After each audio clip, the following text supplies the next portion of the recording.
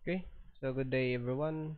On this video, we'll discuss about the Philippine Accounting Standards 8 or the accounting policies, changes in accounting estimates and errors.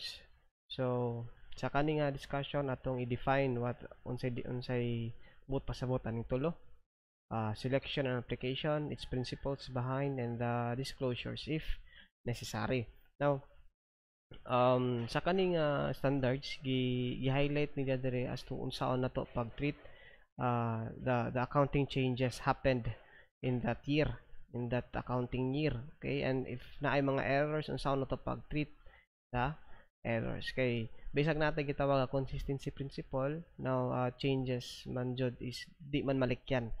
Okay, even we have to be consistent sa mga applications as to accounting policies and the estimates we used, and bisag atong likayan ng mga errors, now di jud na nato sila ma makuha sa equation nga naagd mga changes nga mahitabo during that year, especially if that changes is mandated by the standard or kanang giutro na siya for imo nang giutro voluntarily, not mandated by the standard, voluntarily imo nang giutro voluntarily kay mas mohatag na siya og relevant and reliable information ngadto sa imong financial statements. Okay, so unsa na to pag-deal those changes mo ni atong i-discuss sa or mo ni sud sa Philippine Accounting Standards 8. So again, our kuan dire purpose dire is the concept na pod behind, kay I know this is difficult man to kuan relate pa labi na sa karon sadyo kaadyo nga sadyo pa para maka-relate mo ani truly jud nga maka-relate mo ani, but ang atong purpose ani is makahatagan mo og insight or concept. Okay, overview as to the Philippine Accounting Standards 8. So ato ning murag sa junon as much as possible kung pwede, kay although na ni mga necessary nga mga journal entries involved kay lagi changes man, so we have to take into account those changes, atong i-record, atong i-journal those changes, but di na to na isod karon para dili ka libog. So ato ani is the concept between this accounting changes and this error. Okay, so unsaon na nato sila. Now sa accounting policies, so definition sa accounting policies are the specific principles, principles, bases, conventions, rules, and practices applied by an entity preparing and presenting financial statements. So basically, ang entities na ilahi-ilahi ng accounting policy. Okay, na sila ilahi-ilahi ng accounting policy. Sir, ingong na ay standards nga maglahi-lahi man ang accounting policies. Sa standards na ay mga prescribed nga mga methods, nga mga accounting policies, nga mga estimates, but prescribed na to naman kay other options. So possibly ang entities mo gamit og lain nga option from ang uban pod nga entity mo gamit og lain nga method and option, as long as ning sunod sila sa allowed nga methods, principles, or practices allowed nga gi-allow sa standards.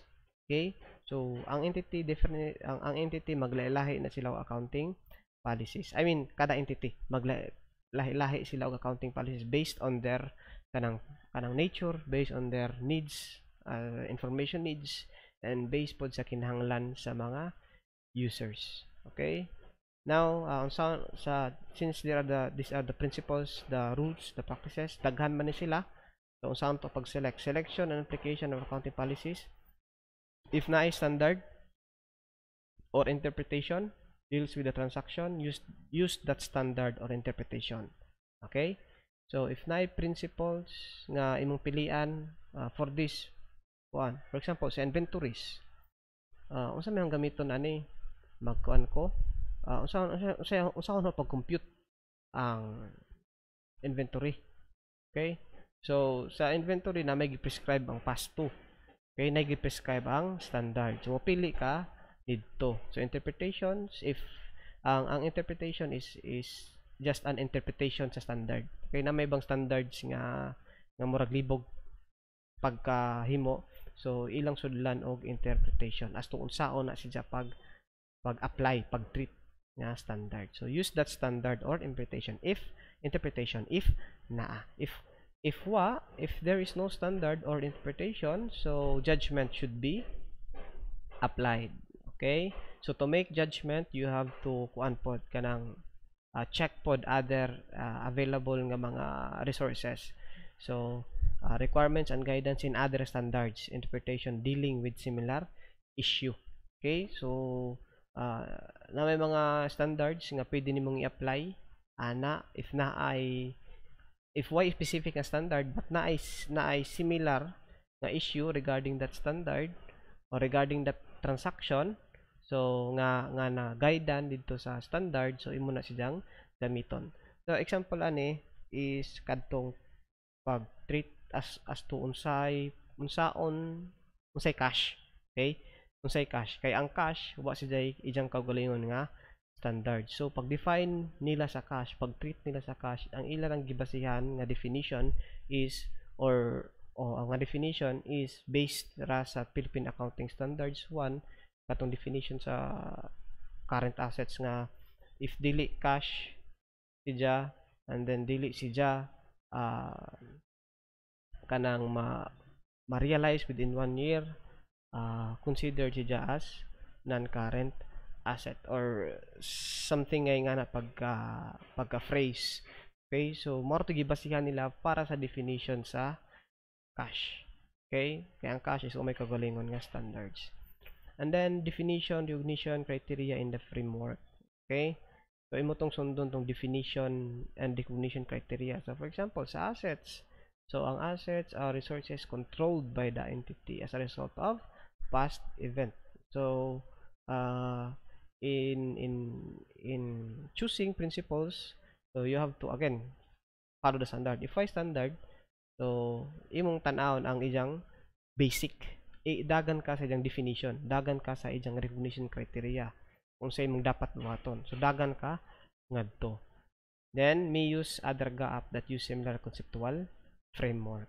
Okay, so those are the resources nga pwede nimong gamitan if ever why standards.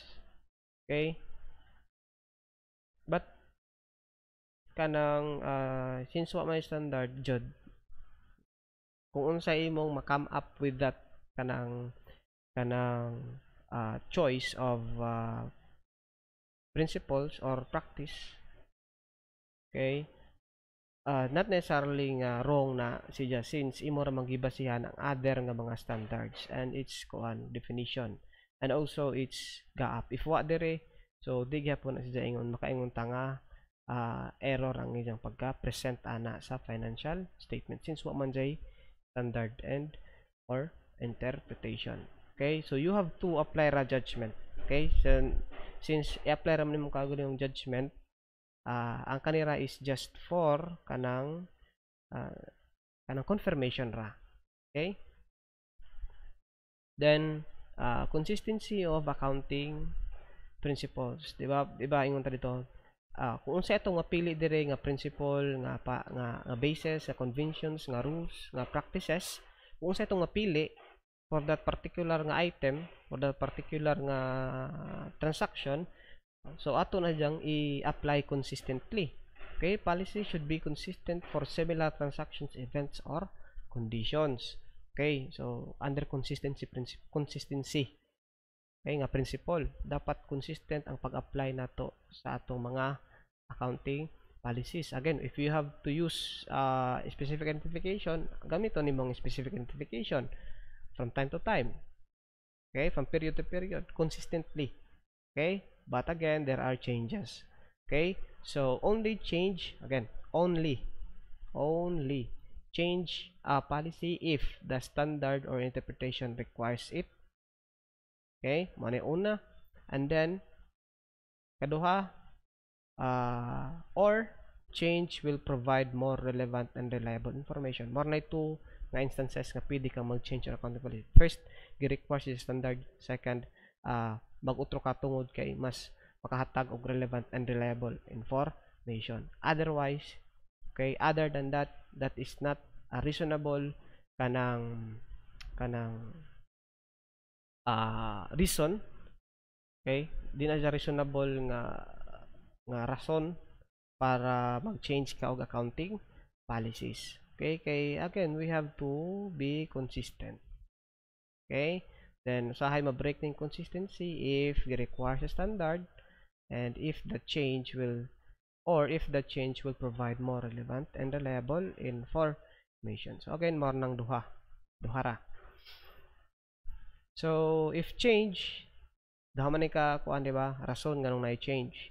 If change is due to the new standards or interpretation, so apply transitional provision. Okay? So when we say transitional provision, unsay gi-guide, unsay giingon sa standard. Okay? Tungod imong sa standard nga di na ka pwede magamit ani, kanina imong gamiton. Adyo na nagamita, kanina imong gamiton. Ingani ang buhata. So mo na transitional provisions. Mo ni buhata. Mo na siya transitional provisions. But there are standards nga why transitional provisions. So unsay bud ang buhaton retrospectively. So unsa man po na unsay bud pasabot anang retrospectively. So ang bud pasabot aning applications, retrospective application bud pasabot ani is as if nga kadtong accounting policy is maoy imong gigamit from the beginning of time. Okay? So for example, FIFO ka, then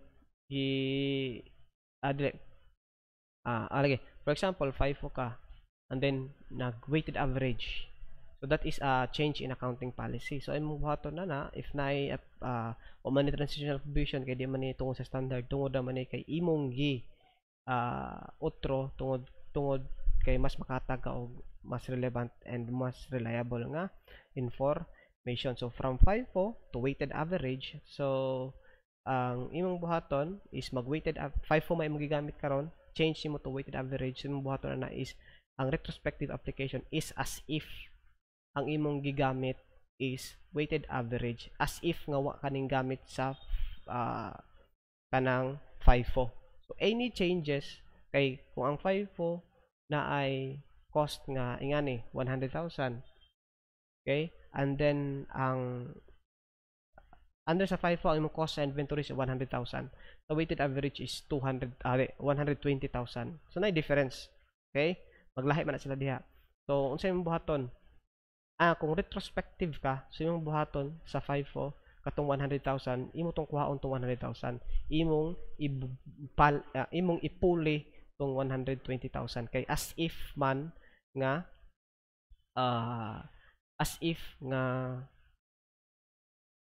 wa kaning gamit og FIFO in the first place, as if ang imong gigamit sukad is weighted average, mo na retrospective. Okay, so kung ato ning butang journal entries mag-involve na siya og retained earnings nga account, but di sila man ta kadyo mo touch diha, touch by touch, di sa kadyo mo touch diha. Okay, kaya ang ato ran is for the purpose ra nga makahatag ta og insight or concept pra aning accounting policies. Changes again naa ni si Jay higher nga nandiyan thorough discussion sa higher accounting, I think sa intermediate accounting 3. Okay, so dito mas maka-appreciate mo and then mas makasabot mo nganong naay mga changes in accounting policies, and then mas masabtan ninyo, mas makarelate, in short mas makarelate mo ngadto. Okay, but dire ato lang gihatag ang ilang basic na principles. So if there is no transitional, if there is a standard, if ang change is due to standard, imong sundon kung unsay gingon sa standard. Transitional provision, mao ni buhata. Okay, mao gingon standard, adyaw ni mao ni sunda, mao ni buhata, mao ni transitional provision. And then if why transitional provision, retrospective application, as if when you say retrospective application, as if nang imong gigamit is kadtong bag-o nga accounting policies, as if nga wa kaning gamit sa niagi. Okay, as if nga wa kay X as if nga ang imong unang uyab is kanang imong current nga uyab. Kung na kay uyab, kung wa di po ta ka-relate diha kadto. Okay? So man retrospective application. Kalimtan nimo ang sa una. Kalimtan, as in kalimtan jud totally. Okay? If impractical, to determine the period specific effects of cumulative effects. Okay? Ay naman ay cumulative effect lagi. Unsay epekto adto kay retrospective man. So imong kuanon, imong kwintahon kung unsay effect adto sa current nga amount. But if di na siya ma compute, so you have to then retrospectively apply to the earliest period that is practicable. Kung kanos ara ka kutob nga compute. Okay? So kung di na to makompute nimo nung sa una, kung kanos ara ka kutob.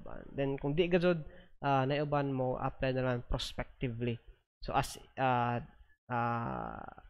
kanang ang ijang effective nga period is as of karon ra.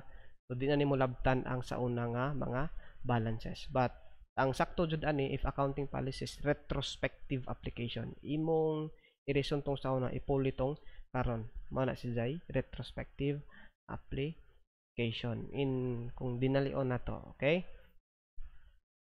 So disclosures, these are the necessary disclosures if na kay changes in accounting policies. The title of the standards, then say cost sa change, either aning duha.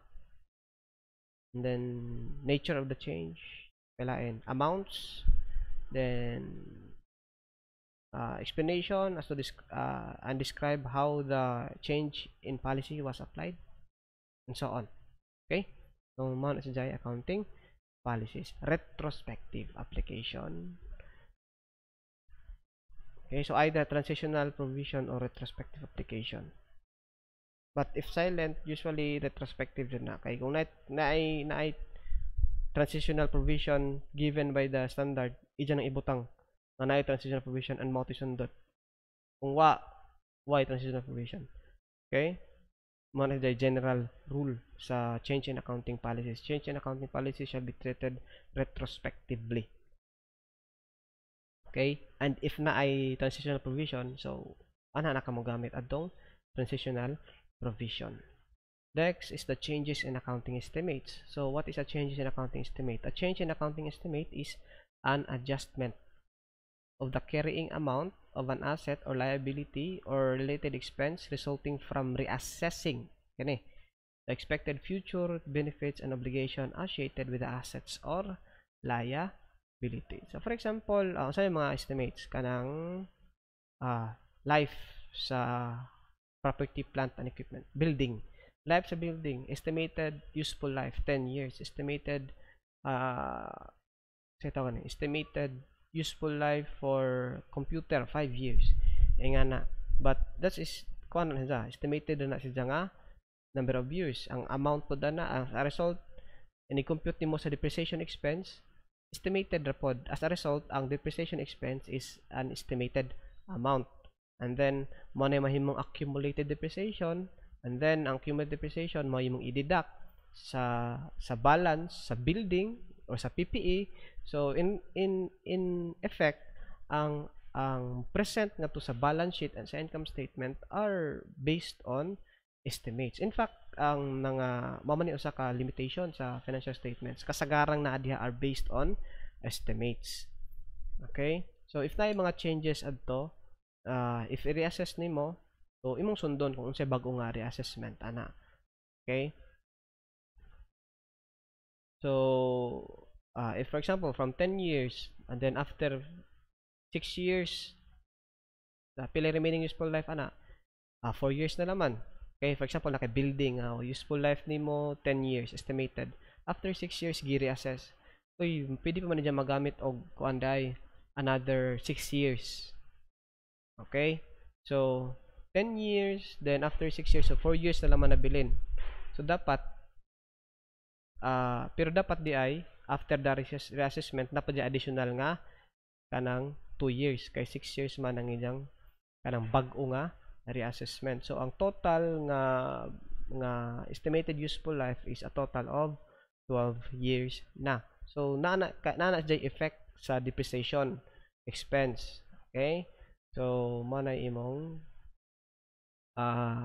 imo nang i-take into account or imo nang i-journalize, imo nang i-adjust nato sa financial statements.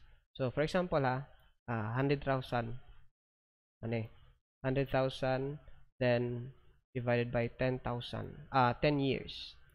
Okay. So money building nimo 100,000. Mayra pero for the sake of kuan laman illustration 100,000 ang imong values imong building. Then magamit nimo for 10 years. So therefore ang imong depreciation expense ana kada tuig is 10,000. Okay? 10,000 per year. Now after 7 years, 7 years. Okay? 100,000 mo na itong building. After 7 years, so pila naman na.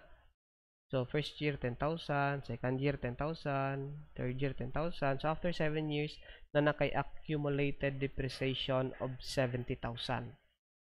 Okay? Kay 7 years man, 7 times 10,000 yearly. Okay? Yearly nga depreciation is 10,000. So after 7 years, so ang imong carrying amount there is 30,000.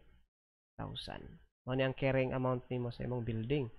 Okay? So sa una ang imong depreciation expense kada tuig is 10,000. Mo ni imong depreciation expense. Okay? Kung wala na siya ma-outro, kung di na siya ma-outro ang inyong estimate, ini kasunod tuig minus 10,000, minus 10,000, minus 10,000 hangtod mahimong zero na siya. Now let's say after 7 years i-reassess siya. Now nakaingon ta, uy, pila to original 10 years. Uy, magamit naman ni siya og additional nga 5 years. Okay? So pila naman remaining unta, di ba? 10 years diyan nagamit tag 7. So 3 years na naman. Karon, uy 5 years so man ni ang ijang remaining. Okay? So ang atong original nga useful life is 12 years. Okay? So atong buhaton na ni is atong i-adjust. Di na tatag 10,000 dire. Instead 10,000 10,000 10,000. Okay, before the kanang change in accounting estimate mo ni mahitabo nya masiro na siya before the change in accounting estimate. But since na may change in accounting estimate, ang atong utrohon ning 10,000. Okay, di na dya 10,000 kada tuig after the change in accounting estimate. Kay imo ni siyang i-divide kaning 30,000 nga remaining, i-divide nimo og 5. Okay, ito na i-reason be. Okay, divide na nimo og 5 ang remaining nga 30,000. So 30,000 ano ba to? 30,000 divide 5 kay gingon mo to nga na remaining useful life of 5 years.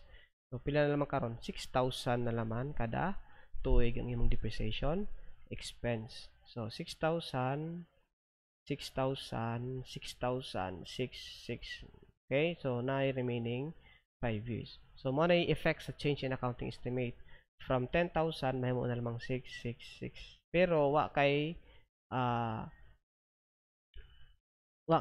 kanang ito kana buhato na sa katong mga 10,000 nga depreciation sa past 7 years. As is na to.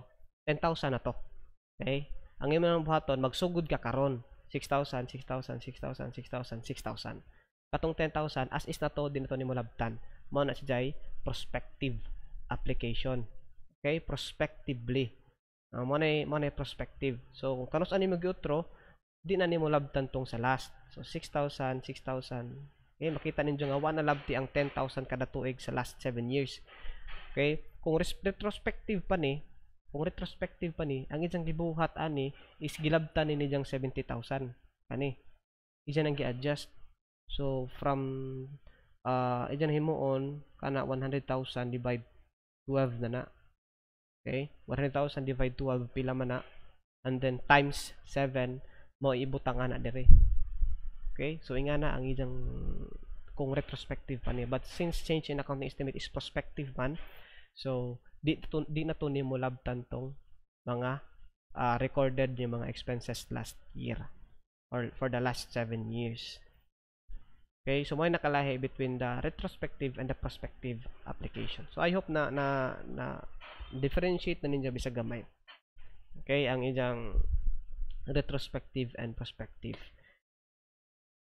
And then disclosures, the nature and amount of the change and effects sa current period, and fact that the effect of future period is not disclosed because of impracticality. Okay, next is error.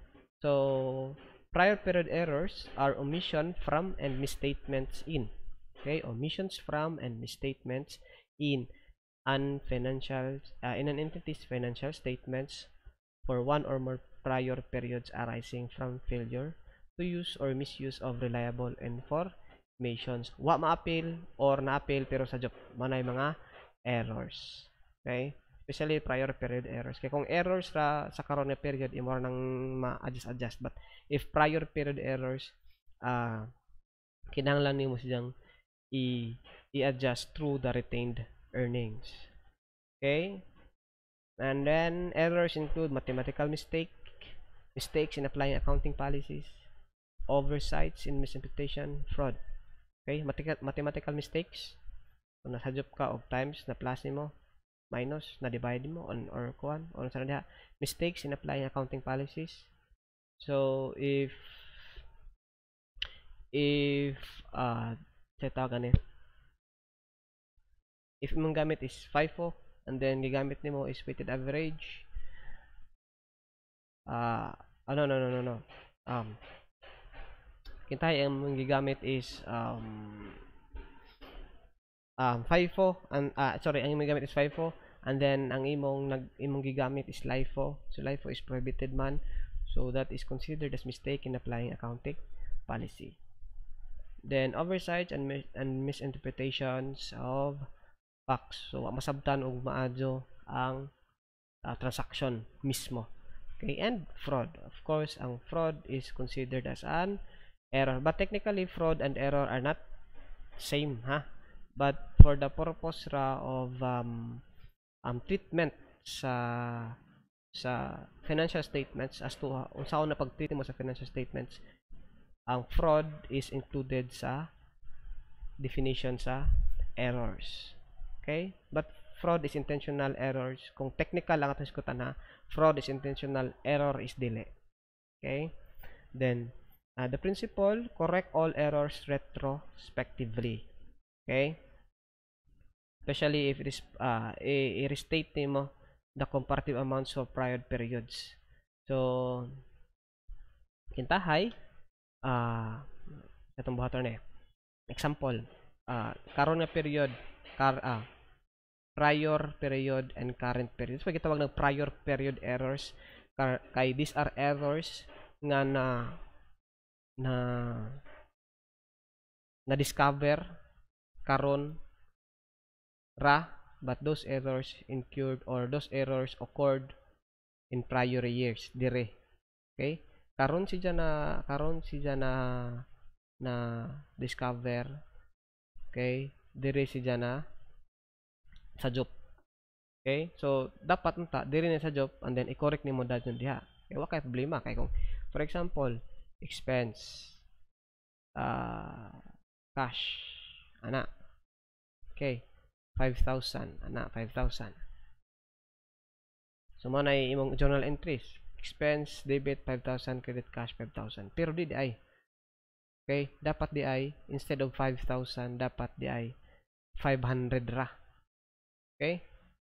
Okay, nasubraan o nasubrag usa ka zero ang 5,000. Dapat di ay 500 ra. So ini-correct nimo na if diri ra na nasabtan dadyon, so imong buhaton ra is debit kag cash. Okay? 5,000 dapat 500 raman. So sobra imong credit niya cash by 4,500. So kuhaan na nimo 4,500. Ang expense po kuhaan na po nimo 4,500. Nga na ra. Okay? Kung dire, but unsay mahitabo, unsay kalahian kung sa next period or sa future periods nimo siya na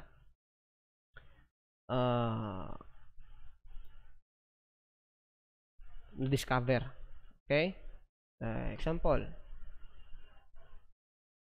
Mao gyapon. Dili naman na. Expenses 5,000. Mao gyapon. Ay, sorry. Sorry sa kuan kay lag cash. Saan niya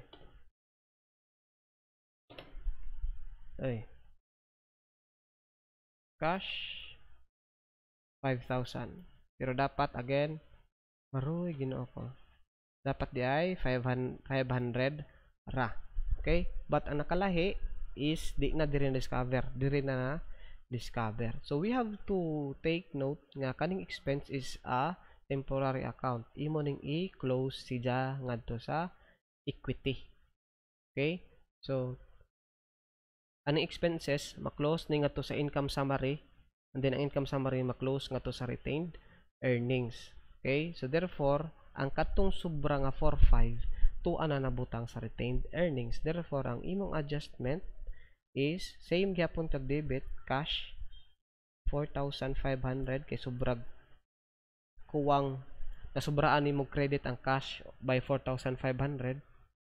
So imo nang 4,500 so imong debitan. Okay, imong kontrahan og 4,500 kay para 5,000 minus 4,500 may mong 500 na laman, which is the correct amount. Pero ang imong ibutang na dire is dili na expense. Kaya ang expense by this point, since di naman ta dire, wa naman ta nga re, by this point ang expense na to is already closed. Kaya di ba natin gitawag na closing entries. Na-close na siya sa retained earnings. So retained earnings ang imong minusan or ang imong ang imong kanang adjustan ang retained earnings by 4,500. Okay, so mo na si Jay example sa errors. Okay, retrospective application. So same if impractical, so mo gyapon earliest period practicable. Now disclosures, so nature of prepared errors, unsa na siya, kana ba, kana or whatever. And then for each period presented, if practicable, disclose the corrections to each line item affected and the earnings per share. Okay, so pilo nimo ang earnings per share dire kay affected man ang earnings per share. Amount to correction at the beginning of earliest period presented. If retrospective application is impracticable, same gyapon explain and describe. Subsequent periods need not to repeat these disclosures. Okay, so kung kanos ara, subsequent period means next ng mga periods. So kung kanos ara na discover nimo ang kadto nga particular nga error, kung kanos ani mo si Jagi correct.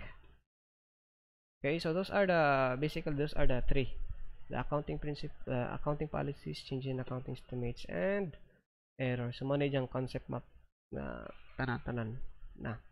Okay, so this is kuan ra overview na laman ni siya or ang mga basics ra gud behind the kanang application sa IAS 8 or the PAS 8. The accounting policies, change in accounting estimates, and errors. So sabta na laman ang sa definition. Okay, ang ijang treatment, whether kana and then kana retrospective or prospective, or gamitan ba din mo transitional provision. Okay, their disclosures nila, necessary disclosures. Okay, if applicable or if naa.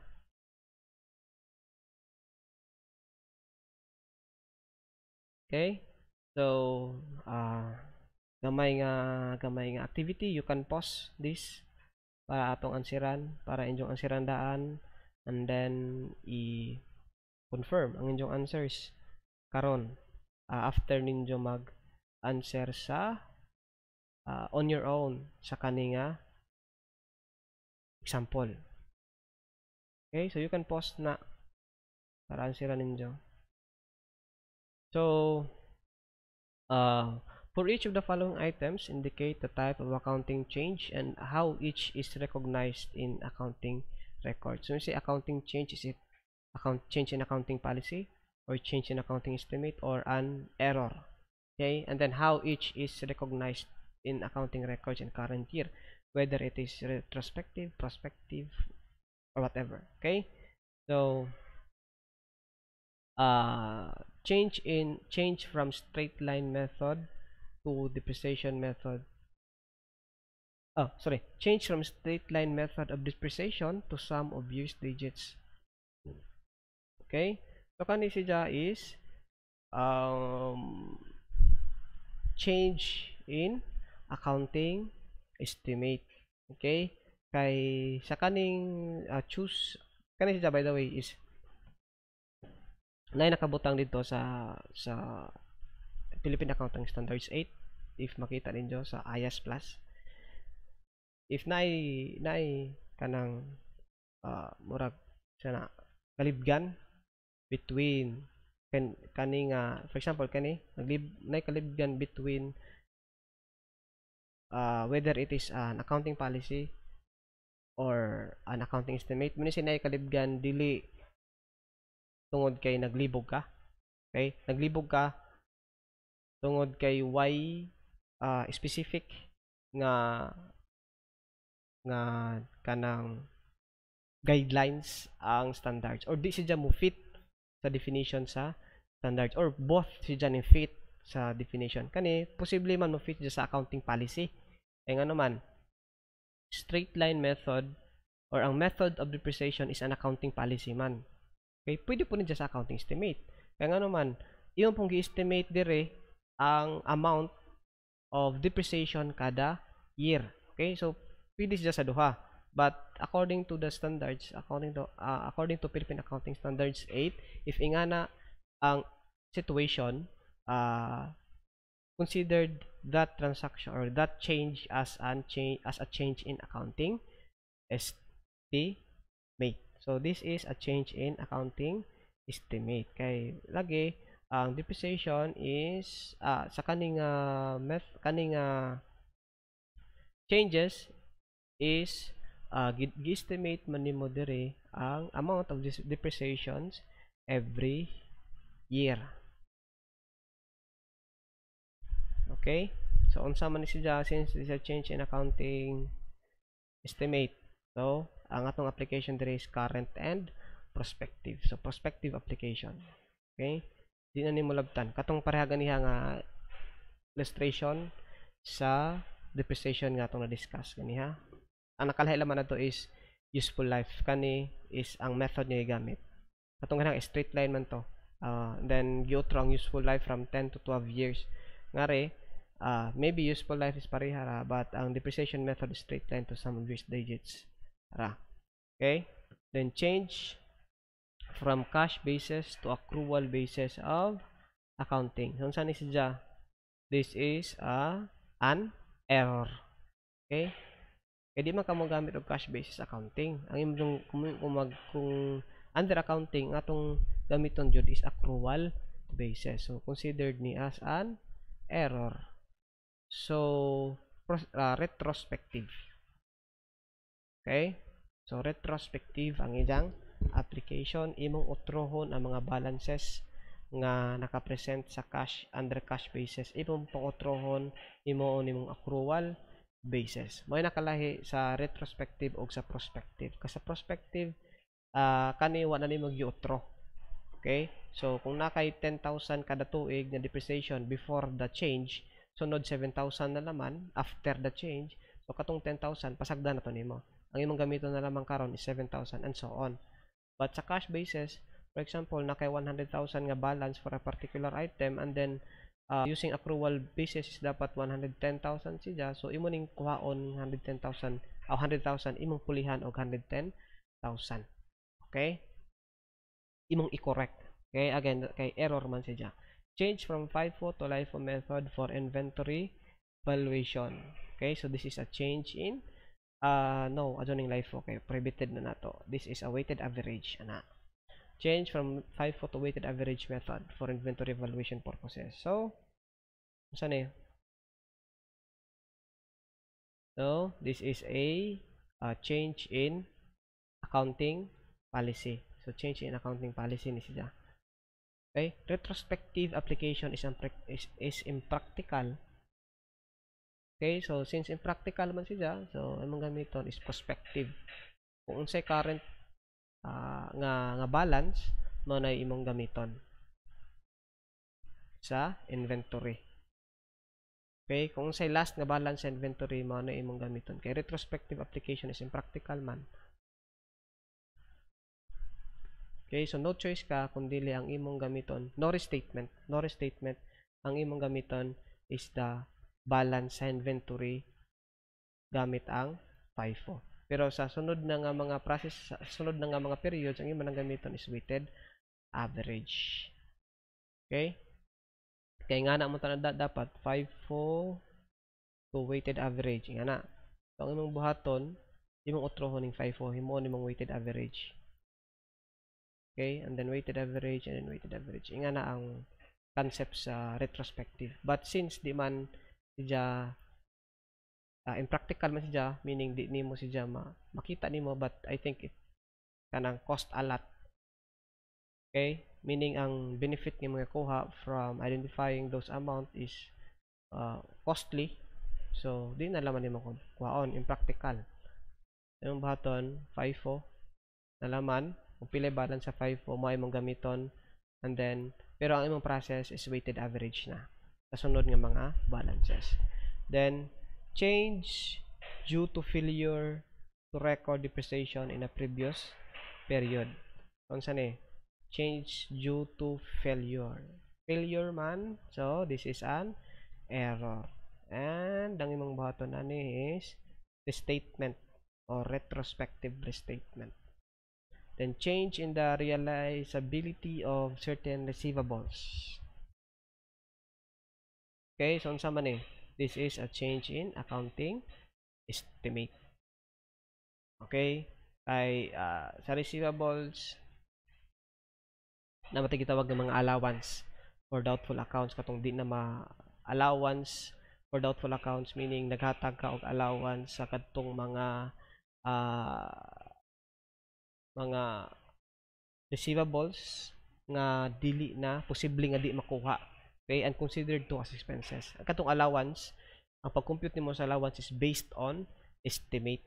Okay, estimate po to nimo. So if ma-change to ang realizability ato nga mga sa receivables, so that's why magkuan kag allowance for doubtful account. Okay, so allowance for doubtful account is an estimate. Therefore, if na I change adto, is considered as a change in accounting estimate. So imong application ani is current and prospective. Change from LIFO to FIFO method for inventory valuation purposes. Dili LIFO lagi. Change from WIFO to FIFO. Weighted average dili WIFO kay wa makayab. So weighted average to FIFO method adyo ni LIFO kay prohibited. So let's say weighted average to FIFO method. So parehas gani ha. It is a change in accounting policy, but this time restatement na ka.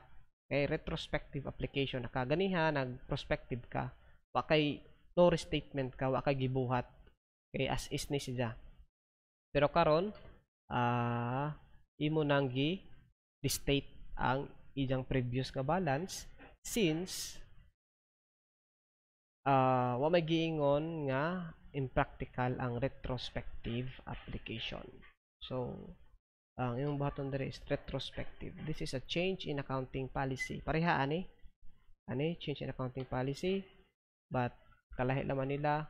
Impractical man retrospective, so di nimo gamiton. Prospective ka or no restatement at all ka, but dire kinahanglan na kay restatement nga buhaton or retrospective application ang imong buhaton. So that's it for the Philippine Accounting Standards 8, or the accounting changes, or the change, or the accounting policies, change in accounting estimates, and errors. So again, if you have questions, you can message me sa messenger or sa dapit, usually messenger jud.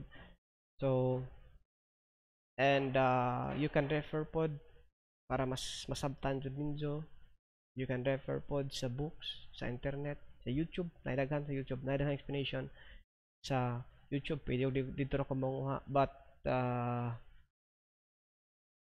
alam man ning discuss jud para ninyo. Okay? But if manginahanglan mo og other discussion, naidaghan sa YouTube para mas masabtan ninyo. Okay?